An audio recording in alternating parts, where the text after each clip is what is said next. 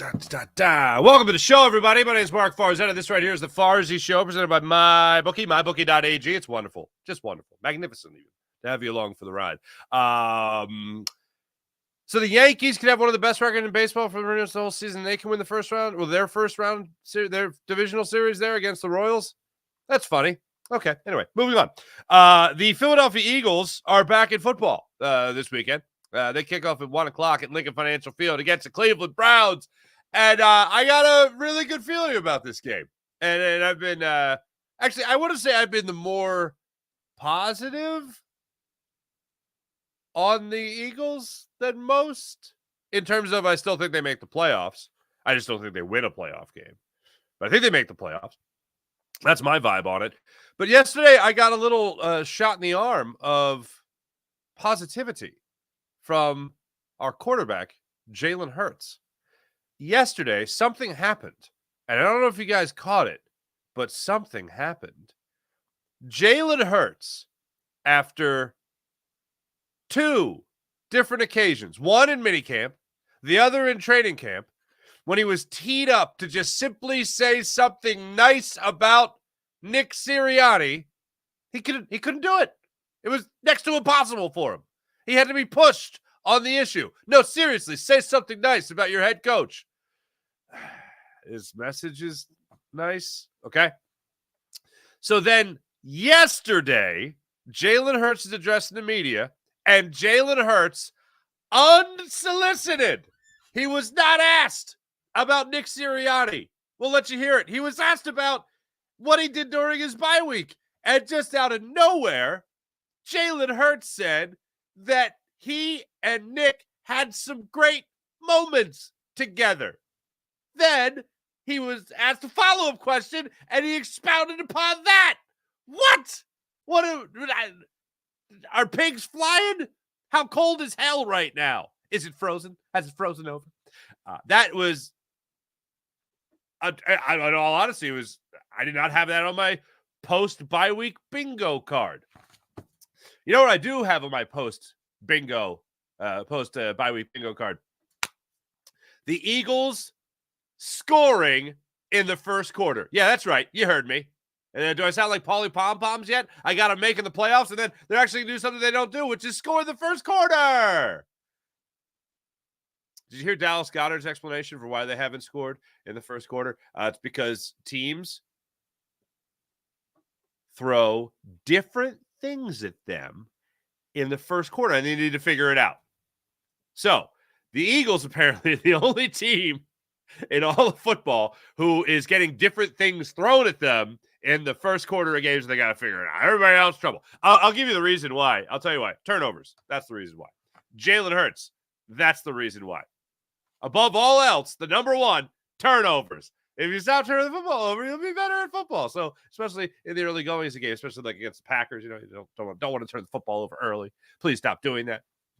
So that's been a problem for the Philadelphia Eagles, obviously, is a turnover thing. Jalen Hurts was asked about that yesterday. Look, it's the number one thing.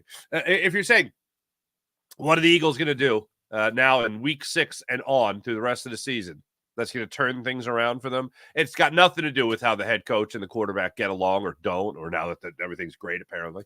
It's got nothing to do, in all honesty, with I think Vic Fangio's scheme. Is going to have to come down to a lot more of that talent. I blame 15 missed tackles a hell of a lot more than I blame Vic Fangio for what went down against the Buccaneers before the bye week. The number one thing is turnovers. That's the killer. That is the absolute killer. If you're going to change one thing from now to then, now to the end of the season, as to what is going to make or break your season, it is going next to health. And everybody's staying healthy and getting guys back like A.J. Brown and Devontae Smith and Lane Johnson. Right there, right with it, is turnovers. That is the absolute 1 billion% killer.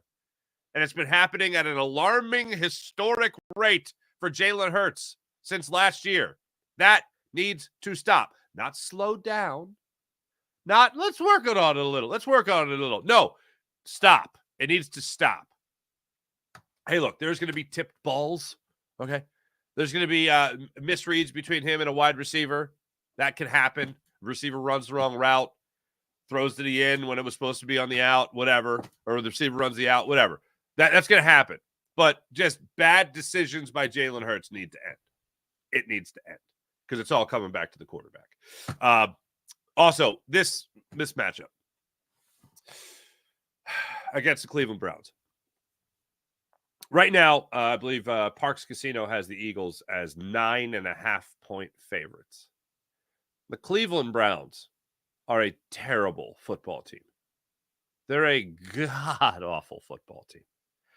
And I would love, this is where I don't get so optimistic, I would love to pick the Eagles by 17 points, a complete blowout. The Eagles win 30-13, something of that nature, and I'd love to see that happen. However, the Browns are coming off a blowout loss to the Commanders is the team name now. I don't know if that happens back-to-back weeks. I don't think that happens in back-to-back weeks, but they are a bad football team. We're going to get into some things that I'm really looking forward to in this game, things that I really want to see exploited for the Eagles to take advantage of in this game. And I will tell you this much. I see them winning. 9.5. It'd be nice to see them win by 10, something that's just impossible for this team to do, unfortunately, over the last 2 seasons. But we'll see if they can do it this weekend. And I have some things that I'm going to be looking at as far as things the Eagles need to do to own the Cleveland Browns. Here's one hint before I get into it. Deshaun Watson's the most sacked quarterback in the NFL.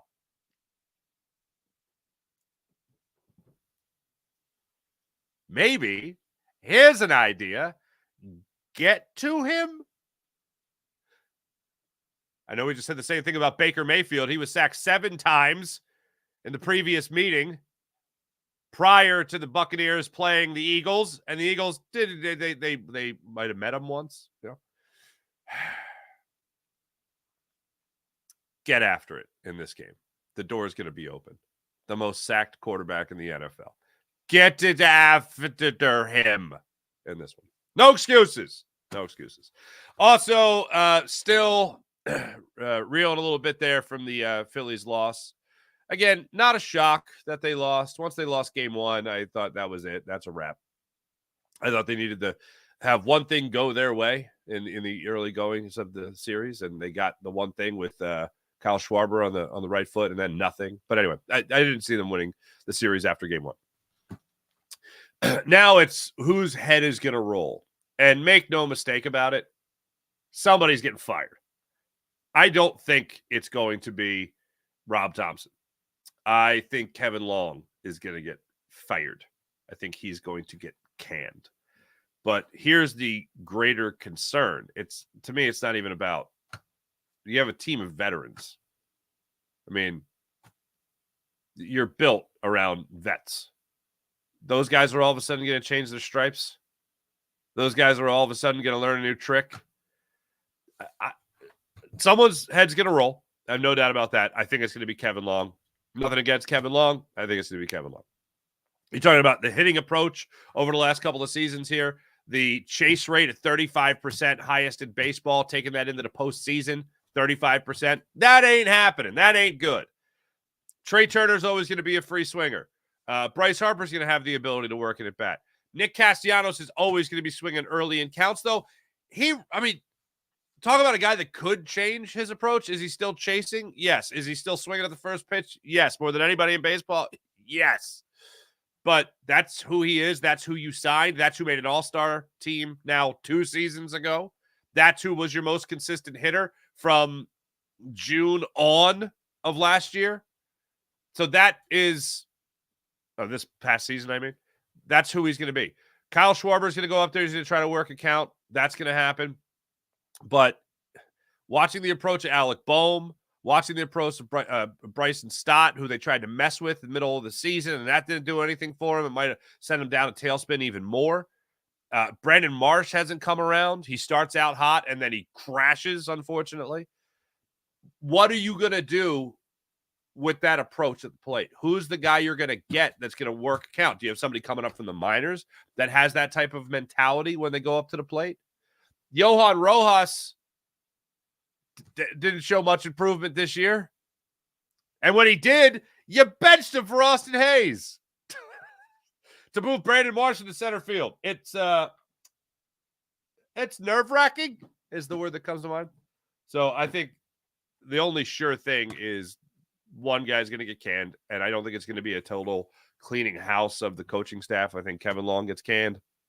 And then I'm crossing my fingers that the Phillies are able to find somebody that knows how to work a count, somebody that can show the other team, show the other guys the way, maybe get into better ABs. Because when you get into the postseason after 162 games, and I was talking to somebody yesterday that was just like, so where did it go? The old Ryan Howard question of like, hey, when you really have it, where does it go? Where did it go? Well, when you play 162 games against non-playoff teams, a lot of them against non-playoff teams, I should say, and then you play the playoff teams, and their sole focus is making sure they make you do this one thing that you're known to do, and whether it's Luis Severino, whether it's Kodai Senga, good God, whether it's David Peterson, whether it's Sean Manaea, it is chasing stuff out of the zone. They'll be overly aggressive. They'll get you. They'll get you. They just make you do it time and time again. And that's how you win one playoff game after 95 regular season games. We're all having fun. We're all having fun. Okay. Let's start it off with your Philadelphia Eagles. Let's get into it. First and foremost, let's get into the good times that were had over this week. First and foremost, I want to let you guys hear from Nick Sirianni, because Nick Sirianni was very impressed with the guys that were coming into the NovaCare complex throughout the bye week. What bye week? Guys were working. Nick Sirianni. Now, the question was about not scoring in the first quarter, not getting points in the first quarter throughout the season so far through 4 games. Nick Sirianni was asked about what this team needs to do in order to correct that, and he went to work ethic, and guys showing it. Again, like, yeah, of course, like you go through all those different things, and you think about, again, that's just not a 1 year, that's just not a 4-game study. That's a 4-year study we take a look at. And we definitely have some thoughts of, we know we got to start faster. We know we got to score in the first quarter, shoot. And so, yeah, everything was on the table with as far as, you know, the style of plays, the players, how we call it, how the defense looks to open things up. And I had some good thoughts. We have some really good thoughts coming out of it. Obviously, not going to get into specifics. You'll see how that transpires. You know, we put ourselves. I just, again, like I said about the bye week, there's just so much time. There's just so much room for growth because of the extra time that you get to really put the work in and grind it out to see what you can do better and what you do well. He goes on to talk about how impressed he was with how the players responded from the bye week. That's the work they did as coaches, looking at not just the 4 games of this season, but looking into last season, why they were sputtering out of the gate, why they were spinning their wheels coming out of the gate. He talked about motion offense 2 days ago, about how they haven't using motion in the offense. That's something that has dwindled since week 1. And he says it's just a small sample size as to why they haven't used it as much since week 1, literally less and less as the season has gone on. Maybe we see more of it against the Browns. To me, if you're scripting your first 15 plays and you're trying to throw what you do best in the face of a defense and trying to find that perfect balance of what they don't do well versus what you do well and trying to exploit those weaknesses and all that, to me, I think if you're using your first 15 plays and you're scripting those out, if motion is helping things for you, keep it going. 30 points in week 1, use some motion there. Haven't seen that same team since. Struggle after struggle after struggle. When you're talking about players, though, coming in, they had a long layoff earlier in the season, of course, from week 1 to week 2, 10 days, going from playing in Brazil, obviously, to taking on the Falcons. You watch this team try to build momentum, and they seem to be, well, it seems to be next to impossible for them to do. And they've been trying to build momentum since the end of last season, and they haven't found that momentum yet. I think one of the biggest reasons, other than things going on the football field with turnovers, Jalen Hurts, and whatever he's being coached to do, whatever is going through his mind when he's trying to make decisions, I think whatever you're watching from him all stems back to coaching. And he was asked yesterday about hard coaching, Jalen Hurts. And he said he's always been a guy that always has to be coached hard. That's what he said 3 years ago. Last year, he reiterated it this year. The one caveat he threw in was defining the word hard.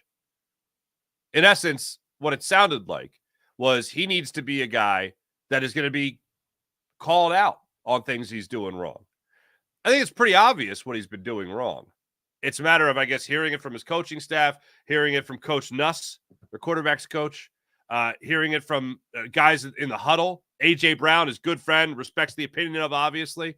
I think when it comes down to being coached hard, it comes down to guys holding him accountable and how he can't continue to make the same mistakes. That was the one caveat that he threw in yesterday when I was addressing the media.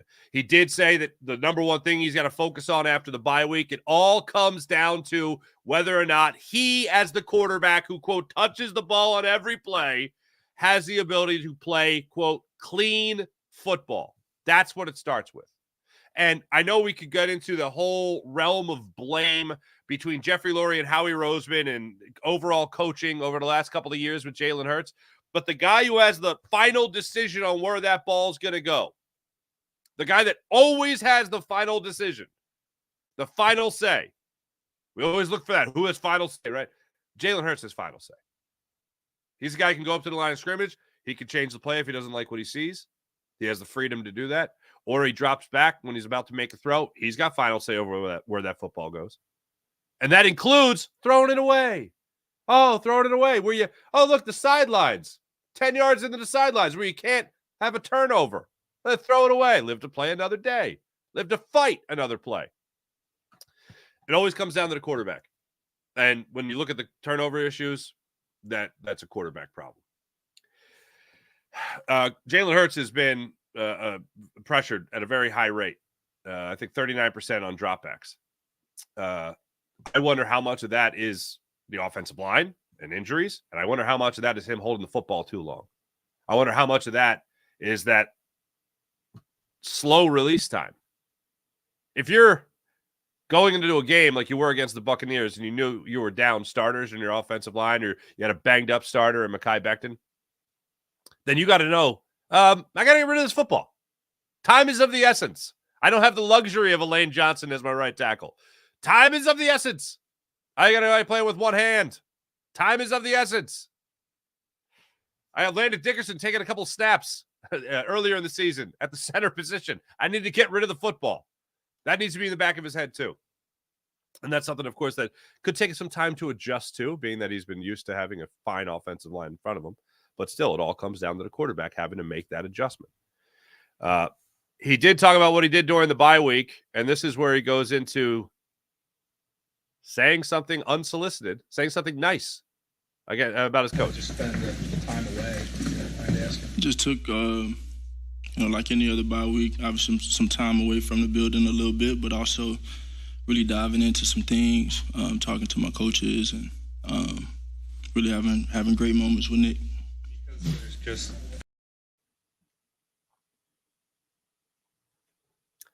really having great moments with Nick. Okay. Can you expound upon that a little bit? No. Well, I think this is probably, I say, one of the most efficient bye weeks I've been a part of this year, where my career, just been able to, like I said, share those moments and talk through some things and build. What do you guys talk about? What made the moments great? I don't want to get too into it, but some great moments. why do you think that is, this deep into your career for 4 years? Why do you think that those moments revealed themselves now? I'm not sure. I think the reality for us, we just have to go out there and play within ourselves and in our identity and who we are, and there's something right there. The identity thing is something we'll get into, but I don't care if he has an explanation for it. All I care about is that that's People made a big deal of the two of them riding off in a golf cart together at training camp. I was like, a little forced. It felt a little awkward more than anything. Hey, can I ride with you? Yeah, sure. That kind of thing. Obviously, what we see on the football field is what matters above everything else. But why is all that going on in the football field? Why aren't we seeing the Jalen Hurts that we saw of 2022, a guy competing for an MVP? Why didn't we see the guy that was even playing in the beginning parts of last year when they were 10-1 and was in the MVP conversation? Was the favorite to win the MVP going in to that San Francisco 49ers game? Why haven't we seen that guy? Well, I think it all starts with a huge disconnect. Huge disconnect. And if all of a sudden they're able to connect, if they're able to put the past in the past, and I still believe that Jalen Hurts held a grudge or was rubbed extremely the wrong way over the way Brian Johnson was handled, then you got to put all that in the past, because ultimately what we're doing right now, what's happening in the moment, is building a legacy. And what's happening for a lot of other people is they're waiting to see what the Eagles' identity is. Folks, in 2022, the Eagles didn't have an identity. They had the only identity that mattered, really. Because when people talk about identity, they're like, running team, throwing team, great defense. Like, what's their identity? Mistake-free football? What's their identity? Their identity was all of the above when needed to win a game. That's the only identity I give a damn about. Really, the identity? Winners. That's the only identity. What's their identity? They win. Oh, okay, that sounds pretty good. They are a chameleon. Whatever they needed to be, they could be. Now it seems like I have no idea. They can't find anything. They're a 500 football team after 4 weeks. Small sample size, sure, but it's a quarter of the season. And it's a continuation with a lot of the same mistakes that we saw in last year's implosion. So what's their identity going to be? Well, as soon as you get back to just being a winning team, let's just establish that as an identity. The Eagles should win this game easily on Sunday. They should. Browns are a terrible football team. The Eagles are a team struggling to get back on a regular winning track. They're coming off their bye week. They're as fresh as can be. You have guys back that you missed before the bye week, and all these guys are Pro Bowl, if not all pro talent that they're getting back. You should win this game. They made a change defensively, and I'm not talking about Devin White getting let go. That is what it is. I'm talking about bringing in Cooper DeJean as their slot corner, as their nickel, That is a big change, because I really don't want to see Cooper DeJean diving all over the field, missing tackles when he's coming up trying to make tackles behind the line of scrimmage, is what we saw from Avonte Maddox in week 4. That's a change. You're changing essentially a starter. But if your defense is going to be missing tackles, your offense needs to find a way to keep up. And again, that goes back to the quarterback. To get into this game a little bit, the number one thing, I'll go back to it. This can't be a game where you see turnovers, especially if it's close, late, and you're building some momentum for yourself offensively. You can't have that Levante David type fumble that Jalen Hurts had in the pocket in week 4. That can't happen. You can't have that momentum killer. When you're starting to feel like you're getting back into the swing of things, you're starting to establish some rhythm as an offense, and all of a sudden, oops, gave the ball away again. Can't happen. So the turnover battle obviously is something I want to see the Eagles win. Let's just get that out of the way. Number 2, this Eagles defensive line, I have to see a very similar level of play that I saw this defensive line have against the New Orleans Saints. They've done it once. I'll put it to you like this. We've seen one good game from the Eagles defensive line. That was against the Saints. One good game against the Saints. The other 3, pretty terrible. All right. Then, you know what else I need to see? I need to see this Eagles linebacking core of Zach Bond and Nakobe Dean, who, by the way, was the only Eagle limited at practice yesterday with an ankle issue. I need to see them step up and play. Nick Sirianni was asked 2 days ago about Jeremiah Trotter Jr., whether or not he's ready to be a starting Mike linebacker, and more or less it was, yeah, if he needs to be, we have confidence in him playing. So that's good to hear. It's not, it's a process. We didn't get one of those answers, So, okay, fine. So if he gets into this game and he actually gets a couple of snaps, we'll see. We'll see what he can do out there on the field finally since the preseason as a linebacker, not a special teamer.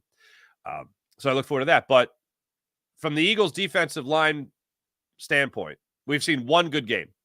From the Eagles' linebacking core, we've seen two all around, from Dean to Bond, good games. Bond has played pretty well in every game. But as far as a unit goes, two good games, two okay games. With Dean, you could probably say two bad games. It balances out a little bit with Bond's play.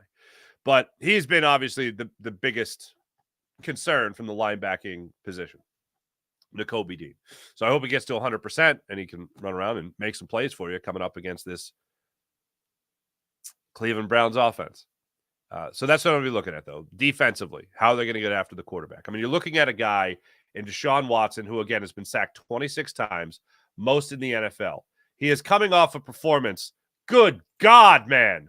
He is coming off a performance where he's got sacked 7 times. 7 times. Another quarterback that has been sacked 7 times. Just like you saw from Baker Mayfield.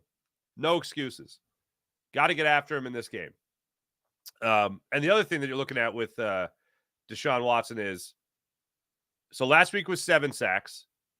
The Raiders only got to him 3 times. Against the Giants got to him 8 times, for crying out loud. And the Cowboys got to him 6 times. So he's a very sackable quarterback, Deshaun Watson. I know they're already starting to talk about potentially going to Jameis Winston. If you like turnovers, he's got a lot of them. So get after the quarterback is going to be the second thing I'm looking at here. Something else to keep in mind here is the rushing attempts, or the rushing yards allowed last week. 215 rushing yards allowed. Saquon Barkley.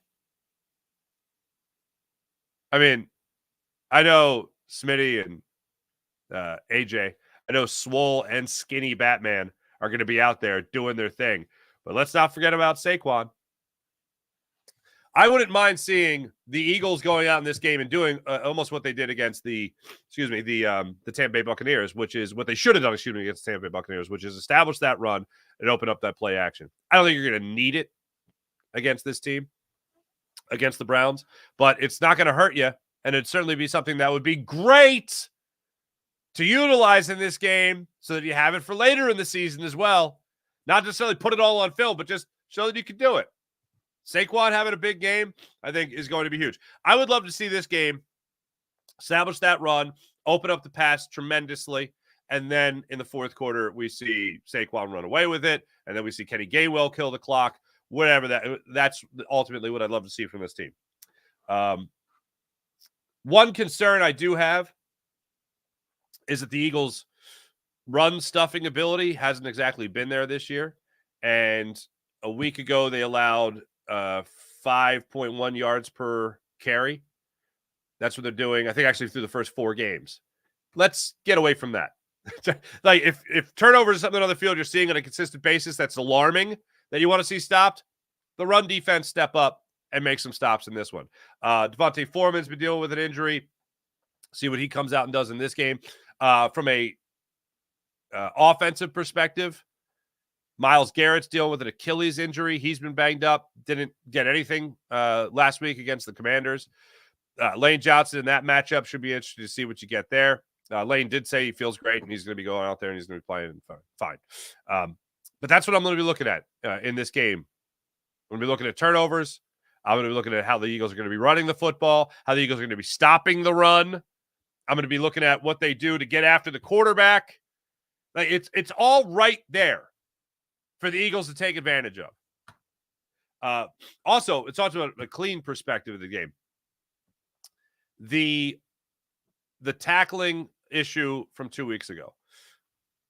This is, unfortunately, I don't see many people getting better throughout a year with tackling. You saw it almost in a week to week where they made tackles and then they didn't. Like against Atlanta, they made some tackles. Against the Saints, they missed some tackles. Made him in the backfield. Fortunately, came up with some big plays there. The Buccaneers is the most horrific game we have seen probably since the last time they played the Buccaneers and couldn't tackle anything. The only thing you can do is change personnel and hope for the best. The Eagles making one change on personnel. Cooper DeJean says he's all caught up from everything that he missed with injury during training camp, and he is ready to let loose. Go prove it, young fella. Go get that NFL career started as a starter in the nickel position. Show me what you can do. Be aggressive. Let's see that physicality. Let's see that smarts. Because one thing that's really jumped out to me from Quinyon Mitchell, for instance, is the smarts. Like, he doesn't play like a rookie. There's zero timidness about his game. He's there to make a play. And you could say it's just talk, but seeing him jaw with Mike Evans, yeah, that shows me some confidence. I'm not saying Cooper DeJean needs to go out there and needs to talk trash or anything like that. Cooper DeJean just needs to go out there and play his game. But in his game and how he plays it, you'll see if that confidence is there or not. In the limited time we've seen him out there, he doesn't play timid. He doesn't play scared. Now you're going to be replacing a veteran in Avonte Maddox. They have made the decision that you're all caught up. You're ready to go. Will you unleash the fury? And that's what I'll be looking at when it comes to Cooper DeJean. The only thing you can really do is change personnel. Nothing else has happened. Sidney Brown wasn't limited with his knee injury. He was activated off the pup. That window is open. Maybe he gets into this game as well. We know he can be a heat-seeking missile. That's the way he likes to play. I need to see all that. Look, Amari Cooper ain't what he used to be, but he's still a veteran wide receiver who can make some plays for you. Jerry Jeudy has had a rather disappointing career now that he's in Cleveland. Elijah Moore, David Njoku, these are all guys that obviously keep an eye on. But look, if the defense wants to make that statement game that we're back, baby, or at least this is the new platform we're going to be on, the new level we're going to play on, and this is a game to do it. And it's going to start, I think, with that defensive line being able to get after it. Right, Vic Fangio? Ugh.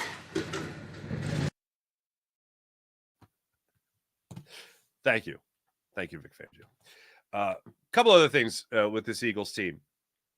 The offensive line. Lane is going to be everything, obviously. Mekhi Becton being healthy is going to be huge as well. When things have gone and hit the fan in the past with not running the football, Lane Johnson has been the guy to be like, we should probably run the football. I don't know if that's been a thing with him and Kellen Moore. I know it's been a thing with him and Nick Sirianni, Shane Steichen, even going back to Doug Peterson. That's been a thing where Lane Johnson has literally either been on the sideline screaming it, or he's been on the field like, let's keep this going because it's working. I don't know if this is going to be a game where he needs to do that, but I'm interested to see if having that type of leadership on the field will help out the offense. Not just in terms of a skill from Lane Johnson, obviously, but in terms of like, let's not forget about the run. If God forbid something's going awry in the passing game in this one, something else needs to help, and that's going to be the run game. And Lane Johnson's been the only he has been almost the assistant run game coordinator to Jeff Stoutland over his time here in Philadelphia.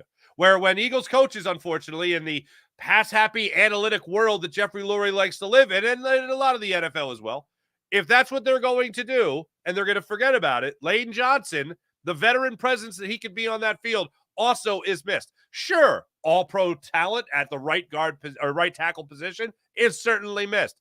The other thing that's missed is the mentality and what he's got going on between the ears and the leadership and the pull and the sway he can have on play calling and decision-making offensively. That's something that we forget about so easy with Lane Johnson. It's like, oh, it's a great player. Gets talked every time he's talked about by his head coach, best right tackle in football. Sure. But what we also forget about is the influence he can have on play calling and strategy. Something that unfortunately seems to go out the window with this Eagles team. I really hope this game isn't going to come down to Saquon having to make a big run or a big play in the fourth quarter of the game. I hope that this is something that the Eagles go out there and they control wire to wire. What I need from for my own well-being, and I think what Philadelphia needs right now, give me a controlled win at home. Is that too much to ask? A controlled win at home. A convincing win at home. Give me that. Is that too much? Too much? That is too much to ask. No. Once again, you're favored by 9.5 points going into this game. The Browns are the Browns are what a lot of people think the Eagles are. Like what a lot of Eagles fans think the Eagles are right now. I don't think they're that bad. The Browns are not going to the playoffs. So let's take advantage of beating up on a team that's a bad team. You got the healthy roster back, made an adjustment defensively. Let's go out there and do something that's going to, okay. That's how, this is a game that I will file under my title of Prove It game. That's it. This is a Prove It game. The Browns are a bad football team. You have one win more than them. Yes, you're coming off your bye. Prove that you're not them. That's it. Like people have statement games. I think statement games might be, that title might be reserved for when you play a team that is actually on your level. Like unfortunately, the San Francisco 49ers coming into Philadelphia last year, they had a statement game. Okay? Good for them. Horrible for us. That's a statement game. This is a prove it game. Just prove you're not terrible. That's all I'm asking. Prove you're not terrible in this game. Win this game convincingly. Go ahead and cover. I'd love to be that optimistic that you're going to cover. I point this out a lot, but it really does take me back to last season. When I look at the Eagles last year, they had 2 games where they won more than 10 points. Let's make this one of them. It's right there for you. Come off the bye with a win, baby. That's what I'll be looking at. Let me tell you about the Game Time app. Maybe you want to go to this game. Download the Game Time app. Create an account. Use promo code Farzy. Get $20 off your first purchase on the Game Time app. That's right. Download the Game Time app to your phone. Create an account. Use promo code Farzy. Get $20 off your first purchase. You want to go to the game? Download the Game Time app. Also, you can use the Game Time Picks feature, which allows you to filter out all the fluff so you get right down to the best seats at the best prices on the Game Time app. You also want to see the price before you check out. The all-in pricing feature, toggle that feature, and you can see exactly what you're paying before you check out. So that way, when you go to check out and you're adding up all the tickets and the money, you're like, okay, this isn't that bad. Oh, my God, what is that price? Where'd that come from? Don't you hate that? You toggle the all-in pricing feature, and you know exactly what you're paying before you check out. Also, let's not forget about the Game Time guarantee. If you find tickets in the same section, in the same row for less money elsewhere, the Game Time app refunds your account 110% of the difference. How about that? And let's not forget about the last-minute ticket deals, the flash ticket deals, even ticket deals for an hour after the event starts. What does that mean? I'll tell you. That simply means that when you want to go to a concert or a comedy show and you want to see that headliner, you could save big bucks by buying tickets an hour after the event starts. Sure, you might miss the opening act, you might miss the middle, but you'll see that headliner you've so desperately wanted to see and admired for so long with the Game Time app. So download the Game Time app, create an account, use promo code Farzy, and get $20 off your first purchase on the Game Time app. How about PHL Sports Nation, Philadelphia Sports Nation, enhancing your Philadelphia sports fan experience across all social media and blogs? That's PHLSportsNation.com. Sky Motor Cars. How about our friend Brett at Sky Motor Cars? Check out SkyMotorCars.com for Brett's amazing inventory at SkyMotorCars.com. Let's get into the chat check and see how wonderful people are doing on this fine Friday morning. We've made it. It's Friday. April. Good morning, April. Sean Kilrain. Good morning. Stephen Pace. What's going on? Pace or Pache? All right. Anyway. Go Sixers. What's happening? Matthew Peters. Farzy. There you go. Go Sixers. Farzy, they need to trade Bohm. Here's my thing on Bohm. Why are we pushing him out the door so fast? I feel like I'm on crazy. I feel like Alec Bohm made the All-Star team and then disappeared. He didn't. Like, he had a terrible September. I watched Alec Bohm this year finally get the cleanup spot. I watched him, like, crush double after double after double. Then he got injured, and then he was terrible. he said he didn't want to use it as an excuse. Like, okay, fine. Excuse or excuse. What? I'm sorry I said that. Anyway, why do we all of a sudden hate Alec Boehm? Because he threw a couple of hissy fits? Because he showed his frustration with being terrible all of a sudden? I don't get it. I don't get it one bit. I'm not pushing Alec Boehm out the door. Now, he's not on my absolutely do not trade list. He's not on that list. No, sirree. Like, right now, if I had to say, I'd say he's coming back next year. He said after the game he was coming back. If you look at Alec Boehm and his season, okay. 370 in April. May, he actually sucked. Well, May was actually his worst month. 243 with a 279 on base percentage. June, 284. July, 278. August, 270.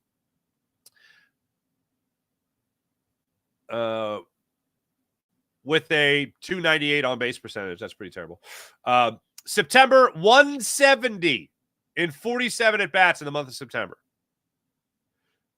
Going into the offseason or going into the postseason, he hit 163 in the final week of the season. So that's not good. But that's not me going, oh, he sucks. Get him out of here. Like,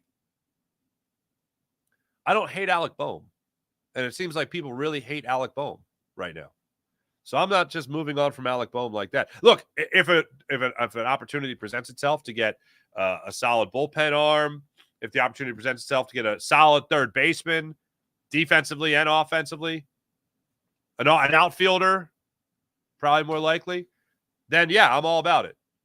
But I'm not pushing him out the door. I'm taking calls. I'm not pushing him out the door.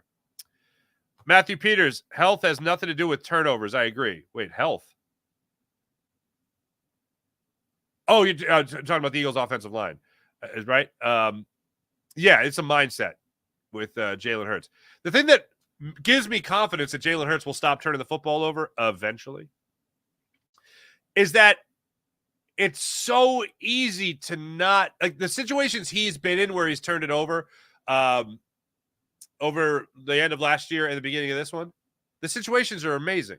Like 1st and 10 in the red zone, live to fight another play.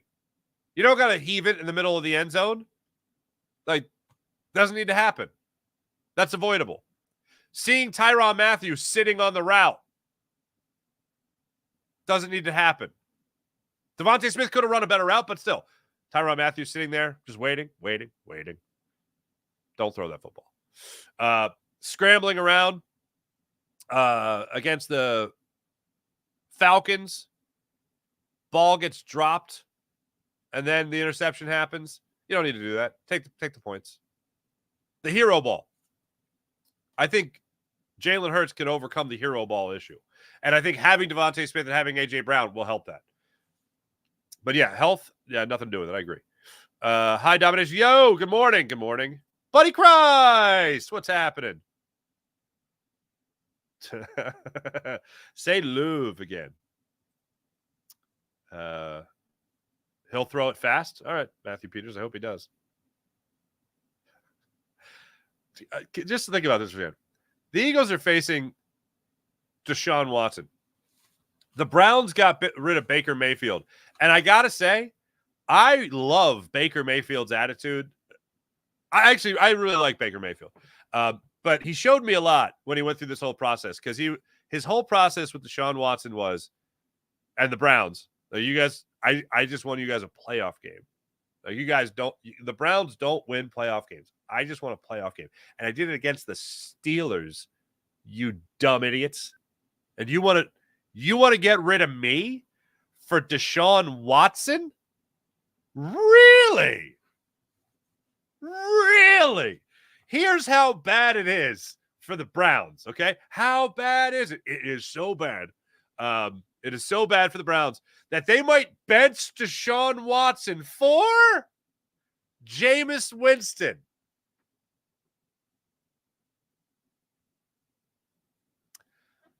That's how bad it is. Why not? Do you think Baker Mayfield is love in life? I think Baker Mayfield's love in life. Why not? Good morning, Farzi and friends. How much does Soriani have to lose by to end his run as Eagles head coach? To me, if you're firing Nick Sirianni now, like, look, I would have fired him at the bye week. Like, I would have fired him at the end of last year. I would have fired him at the bye week. This is ridiculous. What are we doing? Okay. But overall, I think you're playing a really bad football team this week. You're healthy. You're healthy with Pro Bowlers returning. So for me, you win this game. And I think you win it comfortably. Maybe there's a backdoor cover there by the Browns, but I feel like for 3 quarters, you're going to be comfortable. So for now, Jeffrey Lurie isn't going to have the egg on his face. Jason A., good morning. Good morning, everyone. Less motion seems like we didn't have AJ and Smitty. That's possible too. Jason A. The one question that I had when I was listening to the press conference was, well, hold on, is Jalen not okay with as much motion? And then now there was a follow-up question there. I think Jimmy Kempski asked it. Good question. About Jalen Hurts not being comfortable with enough motion. And he's like, no, that's not the case. He's comfortable. All right, fine. Jason, I'm worried we're going to lose to the Browns because just like Tampa the week before, the Browns got blown out the week prior. Yeah. I'm going to go ahead and not let that affect my decision. I did say that it rarely happens. When I was talking about the cover earlier, I said I don't know if the Eagles will cover that. Again, I can see a backdoor cover happening, but the Eagles being in control throughout. If the Eagles, I'll put it this way, if the Eagles get blown out against the Browns, it would be the 3rd time I'd fire Nick Sirianni. If the Eagles get blown out by the Browns, it would be the 3rd time I've fired Nick Sirianni and 0 by Jeffrey Lurie, but very possible that Jeffrey Lurie moves on from him. But he will look like an idiot because, hold on a second. You knew there were problems going into the offseason. You knew there were problems going into the bye week. And now you fire him? Sean Gillespie, good morning. Jalen definitely misses Johnson as his quarterback coach, but he needs to use common sense. Totally agree with that. That's a good way to put that, Sean. Jason, yeah, the whole Nick thing, Johnny Mack thinks he went to the principal's office. Laugh my ass. That's funny.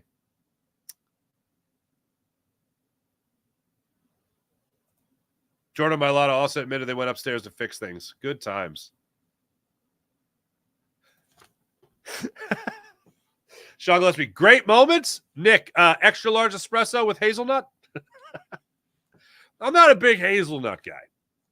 You know what I mean? I'm not a big hazelnut guy. K. Raleigh, what's up, Crowley? Cooper to John in the slot. I'm hyped. Me too. Oh, Babs, I still can't believe the Phillies season is over. I feel lost. Babs, I'm with you. Like, not as far as lost, but just in terms of it really happened. It really happened. And I decreed this yesterday. I decree once again that we never again, from this day forth, we never again decree a switch will be flipped. There is no switch. Switch doesn't exist. The postseason switch, no, not a thing. If you suck in the regular season, odds are you're going to suck in the postseason. Well, there's a switch you got to flip. No, well, we're still looking for it. The lights went out, and they had candlelight looking for it. Where's the offensive switch? Oh, we don't have it? Oh, what do you know? Mr. Perez, what's happening? Great vibes here. Good morning, everyone. Nothing but good vibes, baby. Thank you, Mr. Perez. You think we will see Trotter Jr. on the field Sunday? I do think we'll see Trotter Jr. on the field Sunday. The reason being, linebacking, especially with Nakobe Dean, has not been a thing. Oh, that was another thing. Oh, my God. That was said also by Nick Sirianni. I forgot about it, but it just popped in my head now. Nick Sirianni used a term on Wednesday that I went, what? What was that? And it was block destruction. As in, somebody's coming to block Nakobe Dean, and he destructs the block. He blows it up. Thought that was a heavy word to use because I haven't seen that ever. I've seen Nakobe Dean shed a blocker a couple times, not a lot, but a couple. Destruction. Okay, all right. It's a very dramatic word to use for considering what we've seen, but yeah, I do think Jeremiah Treasury to get some reps defensively, not just on special teams. Godfrey Wilson. What's up, Godfrey? Eagles coach might be an end of season fire. The national media is talking. Yeah, I agree with that. Nick Sirianni was actually not on the list. I forget who put it together. It wasn't ESPN. I think he was on ESPN's list. Was it CBS? I don't know. There was a list of like coaches on the hot seat after Robert Saleh went down. And Doug Peterson was on it. And then I just scrolled through quickly because I was like, oh, Nick Sirianni's going to be on this one too. And he wasn't. I was like, what? What's going on here? Kenny Sprang, what's going on, man? What up? What up? High domination. Cooper in the slot, definitely much needed. Go Birds. James Alexander, what's happening? Sean Kilrain, what do you see in the World Series now that the Phillies are out, Farzy?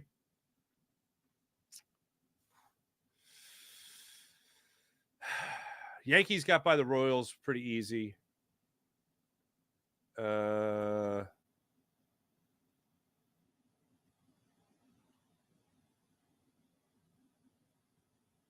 Guardians and Tigers are going to fifth game.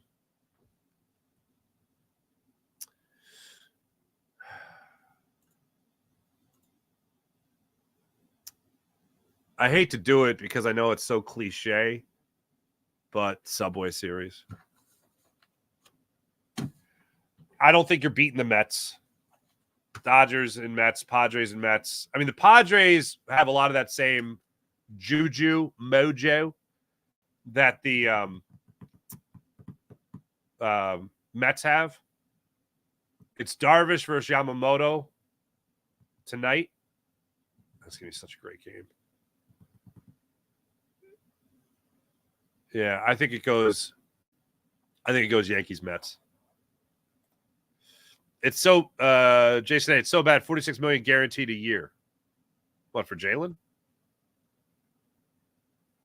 Yeah.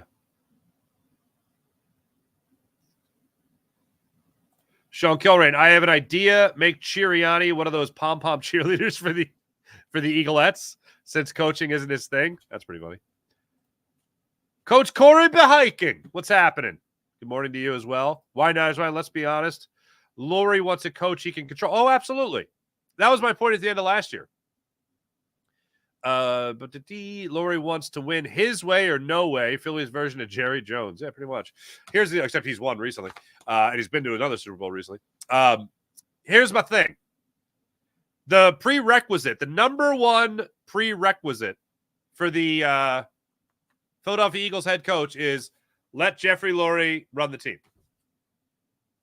That's number one. When you get the resume, you look at it, the objective, oh, you're still going to feel like you own the team and you're going to run things and I'll be a figurehead. Okay, sounds good.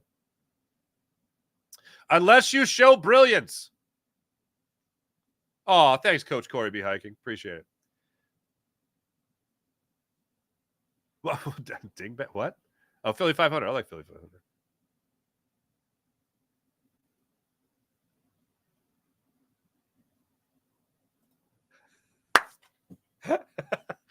April, you know my history. Do you know my history of reading? I didn't. Great Moment sounds like a book report when you didn't read it. It says like I read this book. It's just like it's a lot of great moments. What do you think of the book? Oh, great moments. Great moments. Remember when the teacher would tell you that she was going to ask questions in the test that were not in the Cliff Notes? Liar. They were always in the Cliff Notes. So thank you again. Sean Kilrain, hello again. Damn you, Farzy. Really? I hear you. Don't want to see that. Oh, the Subway Series. Yeah, that's Subway Series is coming. T-Bro. Great line. Subway Series. Let's go Yankees. My cousin pitches for him now. Oh, your cousin with the Yanks. That's right. Oh, I'm blanking on his name. Damn it. Hold on. It'll come to me when I look it up. When I look up one of the Yankees. That's funny.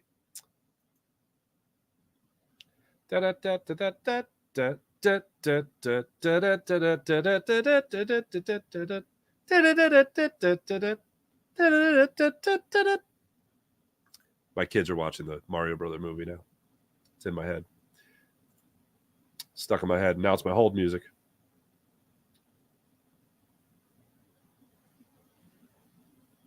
What the hell's bells did I just do? That's not right. Why did it? Sons of a firecracker. This is important. Is it Miza? That's your cousin, right? I believe so. Hey! Nailed it.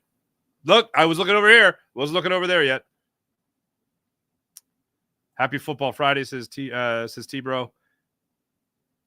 Love Mario. There we go. New Mario Bro. The movie. My kids are into it. I wasn't a Sega kid. Or I was a Sega kid. I was not a Nintendo kid. Mike, what he wants to see from Jalen Hurts. Gain some confidence this game and get the ball out quicker. Let's go. Ladies and gentlemen, Philadelphia Eagles will beat the Cleveland Browns on Sunday. 31-23. 31-23. The Cleveland Browns lose to the Eagles. Eagles win. They don't cover, unfortunately. That's the way I see this game going. Backdoor cover is the way I see this one going down. Thanks for watching. Thanks for listening. My name is Mark Farzetta. This is The Farzy Show. Make sure you hit like and subscribe on The Farzy Show YouTube channel. Make sure you hit like and subscribe on the Jacob Media YouTube channel. Make sure you hit like and subscribe on the Locked On Sports Philadelphia YouTube channel. We're yours truly. We'll be giving you your 76ers postcasts coming up in about 2 weeks. No postcast for me for 2 weeks. Guess who's boozing in the evening these days? This guy. Thanks for watching. Thanks for listening. Sean Kilrain says 28-14.